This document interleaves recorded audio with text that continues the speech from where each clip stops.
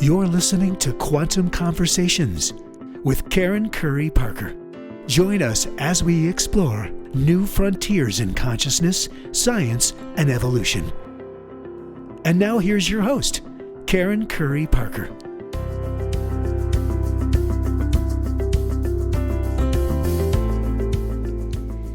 We spend a lot of time and energy trying to be something we're not. Many of us craft an elaborate life filled with shoulds and struggles to fulfill the normative definition of success and achievement. We also spend a lot of time and energy resisting who we really are. The deepest inner knowing of who you are and living that truth is the most inspiring thing you can do with your life. But to do that, you have to know who you are, who you really are, so that you can be who you came here to be and do what you came here to do.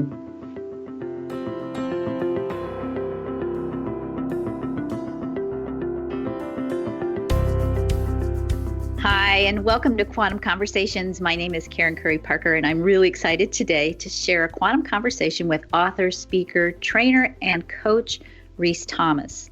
Rhys is the founder of the Rhys Thomas Institute of Energy Medicine and the creator of the Rhys Method, a system of self-discovery, transformation, and healing. Rhys teaches people how to awaken their deepest inner knowing of who they really are and what they're here to do to inspire others. The cornerstone of his work involves helping people discover their life purpose profile so that they can unlock their hidden potential and live the life they were meant to live.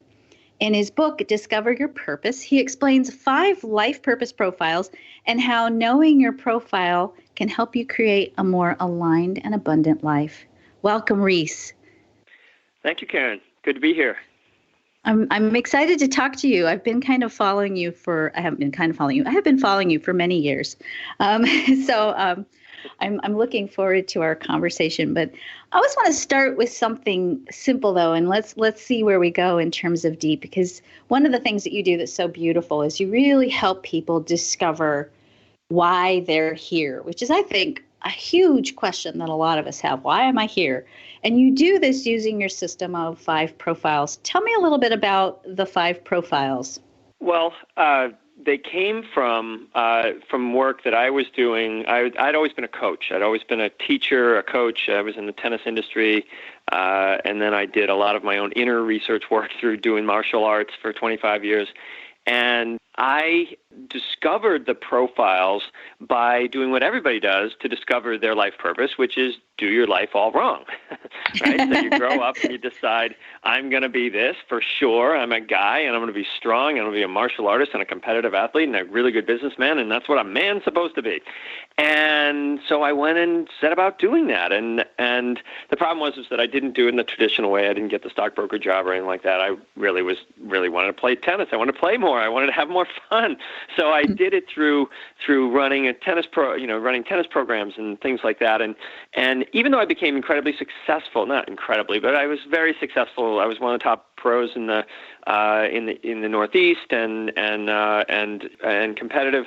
I always felt like there was something really missing, and I really felt like I wasn't being understood by other people, or my spouse or my children or anybody. And I really didn't understand what was happening, and I sort of hit that midlife, what I call the midlife calling, but it's really where the soul is saying, I'm still in here. You don't pay attention to me, but I'm still in here. And it was this midlife crisis where I was sort of looking for, why am I not as healthy as I should be? I should be the healthiest person on the planet for all the things I do. I should be happy and healthy and great relationships. And everything was sort of falling apart in my late 30s. And that was when I found energy medicine, and I went and we started doing this work. I thought, I've already learned how to really move chi through the martial arts. Now I want to use it in a healing way, and that would be great. And I thought it was a great little technique. I was going to learn how to do this. And then what I found out was that real energy medicine is where you find out who you are on the inside, what's really happening inside of you. And one of the techniques that they used in the healing school was a thing called bioenergetics by Alexander Lowen. And he had these 5 ways that people were very broken and how how you could use this body-centered type of therapy to bring them back up to coping with their life again. And I noticed right away, because I'd worked with thousands and thousands of people already as a coach, and I noticed that there were these personalities that I could never really put my finger on what they were and why they worked. And this was a system that really began to awaken in me this idea that, oh, maybe there are really different types of people. And rather than just people that have learned bad behavior or different behavior or have different behaviors, there are actually soul-wise and energetically, people are different. And then I realized that was very true. And then I didn't really want to use it. I wasn't really the kind of person that wanted to help I do want to help anybody who's really broken or hurt, but that's not really my specialty. My specialty is taking the people that are actually doing pretty well and they're coping with life, but they want to really fly. They want to do what Wayne Dyer says, be a no-limit person.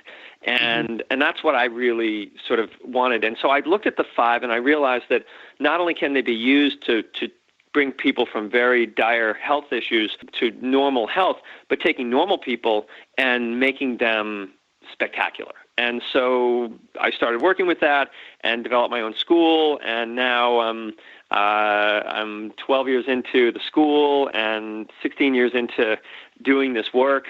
And I'm realizing that these 5 kinds of people on the planet, and I've run this through thousands of people as well. And the 5 kinds of people on the planet are very basic. We know them all. They are deep feelers. They are very creative, sort of people that are, up in their head. And then there's the deep feelers. The deep feelers are the super soft, very gentle people in the world. Very, very soft voices, very easy, very gentle and sort of loving type of people. And then there are Can you think of an example in someone we would know from People magazine or that you would think is maybe this is a deep feeler person? Well, let me go through the 5, and then I'll go back and I'll talk about who we see in the public, because the last one, basically everybody you see in a magazine, even though they appear to have very different personalities, are all leaders. They're all what we call charismatic leaders who come in every shape and size, and they can be like Princess Di has she had a very soft demeanor, right? She was very sweet and gentle, and so when you have a person who is very soft like that, you think, wow, that person's got to be this emotional intelligence. But really, the emotional intelligence people, the really soft people, are the people who in your life are just sort of like they come into the room and the lights are too bright and they're like, oh God, the lights are so bright, or there's a loud noise and they're overwhelmed by the loud noise. But they also, when you're really sad, they can make you feel so loved, just so sort of accepted and loved in that moment without saying a word. They're the people that you're not going to see in People magazine. You're going to see them as people sometimes that are, they're not really go-getters. They're not out there doing a lot, but they're very, very heart-centered type of people. And it's not really what our culture really wants in people. And so they tend to hide and sort of stay in the background. So we have the super soft people, and then we also have the super creative people, and that would be like an Einstein or a Steve Jobs or things like that. If you're going to see their side of that, where they're just brilliant thinkers that can change the way we all see the world through our thinking. And of course the super soft one teaches us how to see the world through love. And then the people they're the caretakers, they tend to have a very different body type. They tend to be bigger and stronger, and they give big hugs, and they're very warm bodies. They're the people that, in the middle of winter, they've got the window open and the covers off. They're very warm bodies, and they are literally they're that because they're the warm people. They're the warmth, like the soft people are just pure sort of unconditional loving. The warm, these people are loving you by doing for you, and they're strong, and they smile, and they say, how can I help you? And and they're always helping you out if you're sick or anything like that. And so those are, and we all have those people. Anybody who you don't if you're not one of these people, you probably have a lot of people on your phone that you never call. they call everybody on their phone, including you, even when you're like, oh, God, I haven't called this person in a year, and they call up and say, hey, I just was thinking about you, and just want to check in, and they're very good networkers, and they love people. They just love to be with people. So that's what we call the team player. They're the connectors. They're the caretakers in the world. And of course, they make great. They're the mothers and everybody who's always supporting and helping others more than themselves. And then the fourth one is what we call the achiever, and they are the ones who are, anything from the triathlete to the doctor to the scientist to the CEO or at least the COO of a company, where they are very structured and organized. They see the big picture. They manage things very well. They manage time very well. They tend to do very well in school. And they often appear, and they have a very nice appearance. They always dress well. Their colors match. Their hair is always in good. They always have a nice haircut. They manage themselves in a very graceful way. And so those are the people that they're achievers and through knowledge and action, they achieve at the highest level and demonstrate for all of us how to do things better. And then we finally have the leaders who come in every shape and size. Sometimes they are like a Steve Jobs, who was definitely a leader of thinking, and a Princess Di, who was a leader of feeling of gentle, caring and nurturing for the soft one. And then we've got people that are basically they always say behind every successful person there's a fantastic spouse, right? So whether it's a man or a woman, it's that person that's behind the throne. Like they're pushing and saying, let me help you with this, let me carry that for you, let me do your bag, let me carry your bags for you. And they are very warm and supportive that way. And so a leader in that would be a little bit more, they're taking care of people, but they would be more like a teamster, right? A leader of people. They'll be the one who steps in and takes over the PTA and says, I'm gonna make a difference in the school. I'm gonna do this, and I'm doing it for all the people. So they have that combination of that. And then of course the Richard Bransons of the world, who are super charismatic leaders, but are also incredibly organized and structured, so they can create a massive business. Those are the ones the leaders that are connected with the achieving quality within them. And then there's just some leaders that are just plain leaders, like the pro football players, politicians, actors, actresses. They're just straight. Everything is they are leading by inspiration, and it isn't it's not what they say, but how they say it. So those are the 5 qualities. We all have all of those qualities. We all think some, we all feel some, we all caretake some, we all achieve some, and we all lead some. But one of those 5 qualities is a quality that we have inside of us that I discovered over doing this and working with many, many people, that we have to get in touch with so we know how to run our energy in our body. Because I run an energy medicine school. By the way, you gave me the introduction, but I run an energy medicine school, a 3-year training in energy medicine. And what we've discovered is that the number one cause of illness is not knowing who you are. Mm-hmm. Mm-hmm. When you don't know who you are, you get into terrible relationships, and relationships cause stress and pain. You take the wrong jobs, and a bad job does that, and you don't know how to feed yourself or work yourself out or act because you're trying often to be somebody that you aren't. And so that was at the beginning of this whole story. I said, I did it like everybody else. I tried to be what I thought I was supposed to be, rather than who I really was. So I tried to be that knowledgeable achiever, that achieving quality. But I'm really just the creative guy. I mean, I definitely can achieve and do things, but that's always work. What's effortless for me, and your life purpose is always effortless. What's effortless for me is thinking and creating and coming up with new ideas. So let me see if I've got this straight. Everybody has some parts of these profiles within them, but there's one that's just sort of really you. Yes. Usually your top 2 are very influential in your life, but you've got one of those that you have the body type for. And this is the difference between what I teach and all of the other profiling systems. Every other profiling system is based on behavior.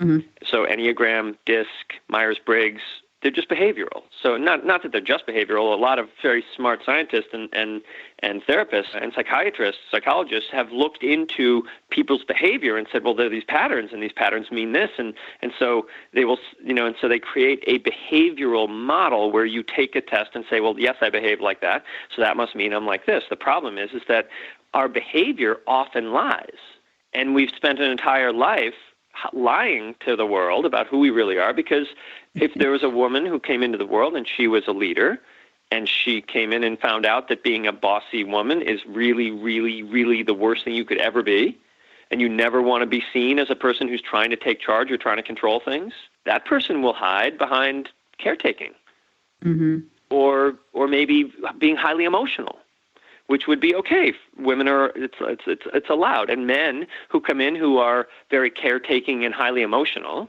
and they're not supposed to be that. They're supposed to be leaders and achievers, and they go out and they try to be leaders and achievers, and they run their energy through the wrong body. They try to do things and be things and see themselves through the wrong element. And then through a lifetime of doing that, that's a set of behaviors that convinces us year after year after year that that's what we are. We're just not that good at it. And we're having these problems, and we don't get along with our spouse, or we don't, we can't connect with other people. And the reason we can't connect with other people is because the story we're here to tell is always our soul story and our truth. And just because we've behaved a certain way our whole life doesn't mean it's ever going to work for us. So you're saying that these types are really a manifestation of your soul's purpose. Yes. These are not, these were based, and that was why, when I learned them, and I think Alexander Lowen and Wilhelm Reich, who developed this, weren't totally sure on this either. They were very focused on the core wound of the child that would trigger these behavior patterns, these psychological behavior patterns. And there was a core wound, but the thing is that they all have the same core wound, not because it's just a random, oh, you got this core wound, so then you will become this behavior pattern. You got that core wound because that's the wound that all leaders take, the betrayal wound. All knowledgeable achievers are seen for what they do rather than who they are. All team players are their will is taken away as a child, and they're told that they have to serve. All emotional intelligence specialists don't get enough nurturance and love. And all creative idealists come into a crazy world where everybody's trying to kill each other, and they don't want to be here. So they all get the wound that way, and then we work it out. And then in our midlife calling, when they come and see me at the institute, it's like I don't have any idea who I am. I've been trying to be this person, and it doesn't seem to be working. And then often we find out that they've been trying to be somebody that's only partially of who they are rather than their whole self.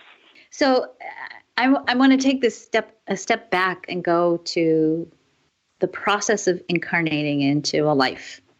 Sure. And the energy template that we carry that then manifests as a creative idealist or a team player or a leader. Yep. Tell me a little bit about the energy template and then the physical form of each of these types. Okay. So the energy template is definitely something. So the soul decides to incarnate, decides to come in, and the soul itself has a character. It has a quality. It has a purpose. So the soul quality in some people is this sort of creative, playful, brilliant quality. In others, it's this deeper sort of universal love quality. In other souls, it is this truly compassionate, and sacrificial type of energy that the soul has, and will come in and want to manifest that in the world and bring that in, because these are essential human qualities that we have to have. The compassion and the love and the creativity. We can't survive without that. Or the soul is more structurally based. It's like maybe it's when it's not in the human body, it's out building solar systems and stars and galaxies and things. It's like it's a organizational structuring, and puts materials together to make them function. And then there's other souls that are literally they are the inspirers. They're the leaders. They're the warriors. They're the change agents, and they're the leaders. So a leader is a change agent. And so some soul qualities are like that. And so when they come down to Earth, they know that there are certain body types, there are certain genetic elements that they will need to express that quality. So when you have, let's say the creative idealist, so that the super creative people, they tend to be very tall and thin because they have more advanced upper chakras. Their energy, if you stand around them, they often have their head tilted to the side and they're kind of looking up in the sky and they're not paying attention to you all the time. But they're always in thought. They're always up and their energy's up because they need, their purpose in life is going to be to be super creative. And they need to have their energy up in the upper chakras. So therefore, the lower chakras, the first chakra tend not to be very grounded. And of course, the wound in the world for them is that they don't want to be here because it's a dangerous place. And they're really not, they're not so sure. They're the people that always say, I don't think I came into the right body. I don't think I was supposed to be born. So their purpose is to sort of recognize that they are here to have, as Dan Millman, who wrote The Way of the Peaceful Warrior, I did some work with him many, many years ago, and the first time I did some work with him, he said, Rhys, you've got 1 foot in the spirit world and 1 foot on a banana peel, and so that's and when you are able to accept that about yourself, that's power. Knowing who you are is power. It doesn't matter which one of the 5 you are. That's pure power because, Einstein had the same thing. And if he hadn't tried to describe his dream for 3 years, we wouldn't have had, the massive change that he made. E equals MC squared came out of his dreaming state of being in another dimension and riding on a light beam. So that's what a creative idealist is going to come in their body template, their energetic template is going to be taller and thinner, even if the parents, didn't necessarily have that, the body type, the exact body type. The parents will have to have the same profiles as the children. So the soul comes in looking for parents that have already got that piece. Because ultimately our purpose when we come in, our purpose has to be represented to us by our parents because they're our first 2 gods in the world, and they have to do it wrong.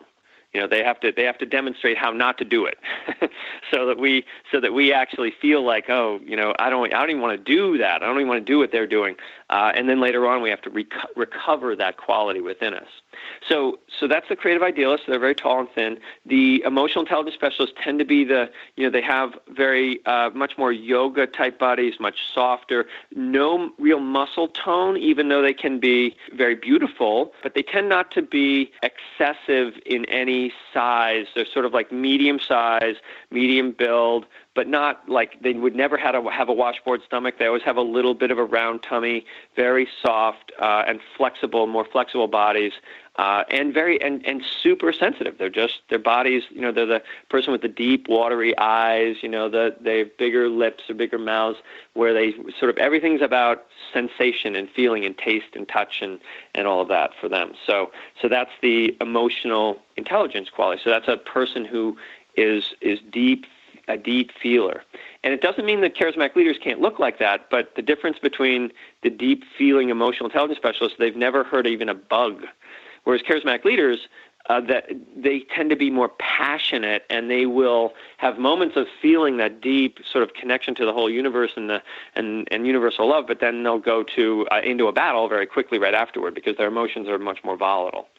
And then we have people that are team players, and they have more of the pear-shaped body, a little square in the middle, because all of their energy is in. Oh, by the way, the energy in the emotional intelligence specialist is down in the hips. That's why in the second chakra. That's why the belly is a little bit softer, and they really feel through the second chakra. Whereas the team player has very much a heart and third chakra. So the heart area and the third chakra are very advanced because they're here to love and do. They love you and they do for you, and they've got a very strong back. They're the people that they have very strong backs, very strong bodies, tend to be a little stronger, stronger legs. They're not going to be sprinters. They're going to be people that endure. They last. They stand the test of time, and stay with it. And then the knowledgeable achievers are ones that have much more sort of rectangular, sort of tall. Very evenly balanced, even shoulders, even hips. Like I said, the perfect knowledgeable achiever is a triathlete. They can swim, they can ride, they can run, they can, they're very, very good, and they tend to have relatively tight muscles, rather than being super flexible, but very efficient and incredibly disciplined, both athletes and business people, and in relationship, they are disciplined. And that's the body type. That's the template that they work off of. And so they will often have one or the other. The parents usually will have very much of a knowledgeable achiever type of energy. And then finally, the charismatic leader, like I said, comes in all shapes and sizes. But the template is that they are fifth chakra people, right? So they speak. They inspire you through how they speak or how they talk or how they even how they move their bodies. And they will tend to have, because the fifth chakra is advanced, they will tend to have the wedge-shaped body. So they'll have the wider shoulders and then more of a V down into the hips. So they will have, whereas the knowledgeable achiever will also be can be very good athletes, but they'll have much more like straight, they won't have as much of a curve. They won't have as much an hourglass curve, whereas the charismatic leader will tend to have an hourglass curve. Now, of course, the charismatic leader, when they're being a team player, they'll have that much bigger sort of like the Tony Soprano type of body. He was a charismatic leader with a strong team player. He's the mafia boss. It's like I'm the leader.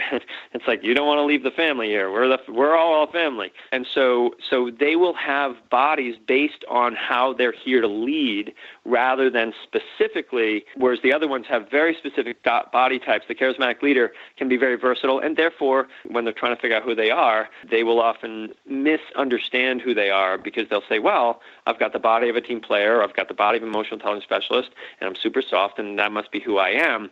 But the truth is that the leader is always is rarely happy with staying with anything more than a few years. They like change. They like to keep things going. They like to inspire other people. So does that help you with understanding the template, how the energy works? Absolutely. And so if somebody's curious and they're relating to different aspects of everything they've talked about, how do you figure out which profile you are?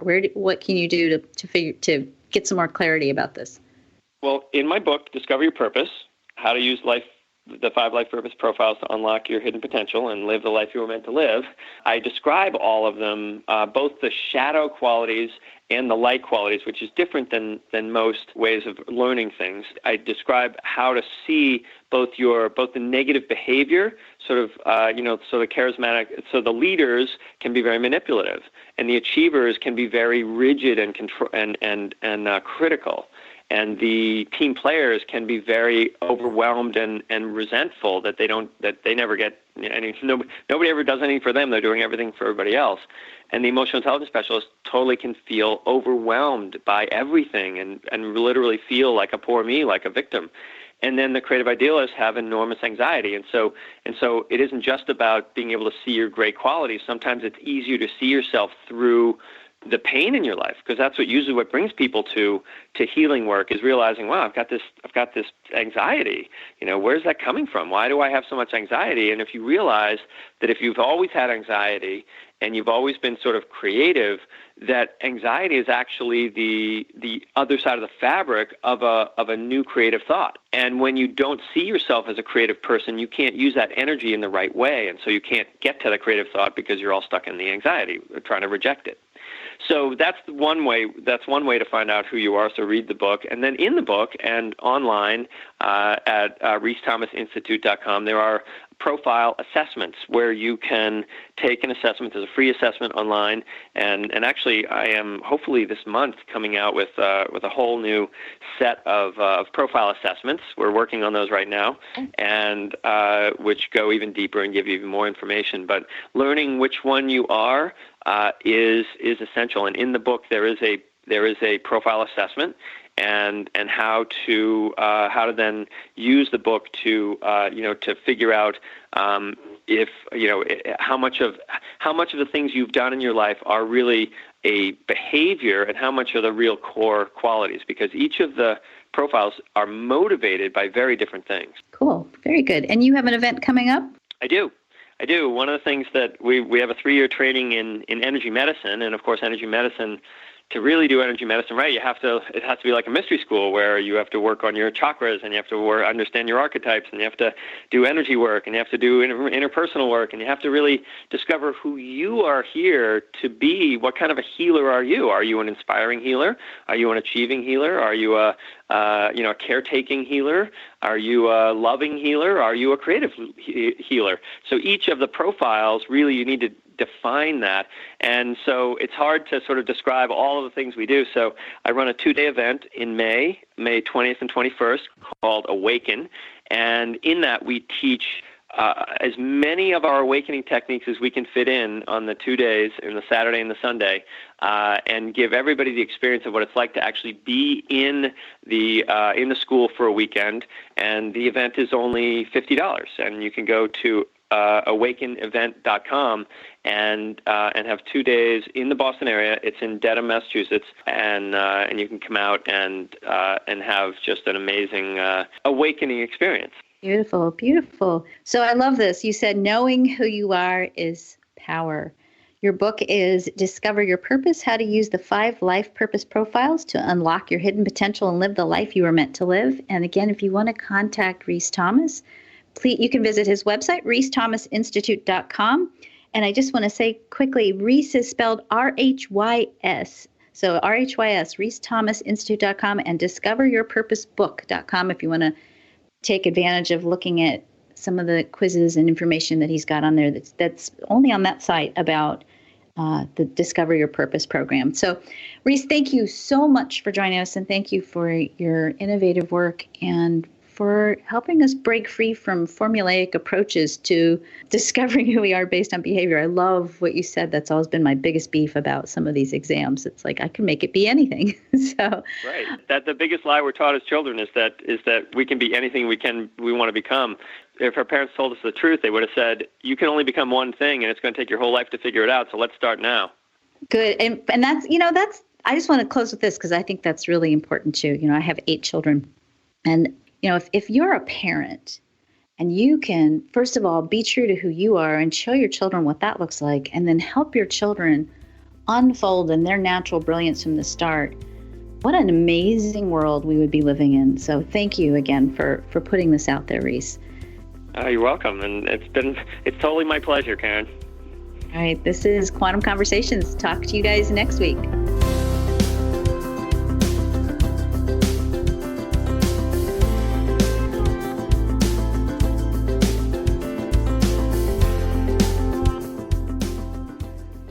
We talk a lot about archetypes on Quantum Conversations.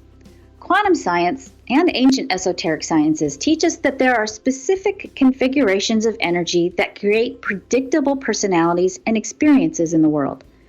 The archetypes we choose to express in this lifetime, the frequency of energy that is you, creates a template for your body and your life. Our physical bodies carry traits and genetics that not only match the archetypes we choose to express, but also the stories of who we are in this lifetime. The archetypes we express also create physical bodies that match their energy. The roles we play require specific physical forms to best complete the role in this lifetime.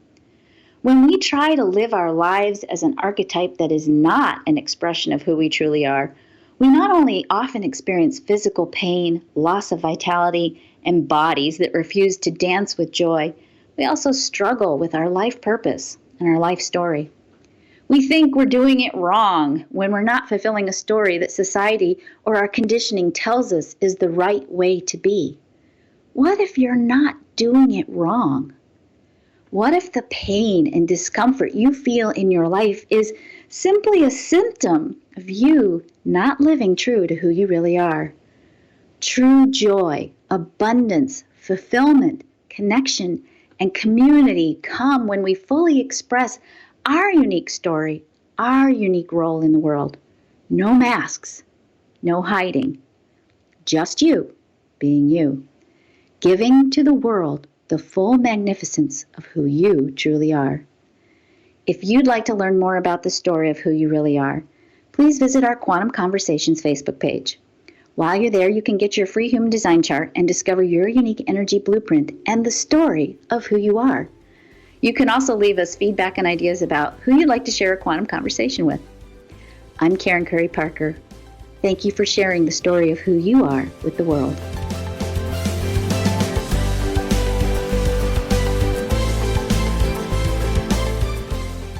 Thanks for listening to Quantum Conversations with Karen Curry Parker.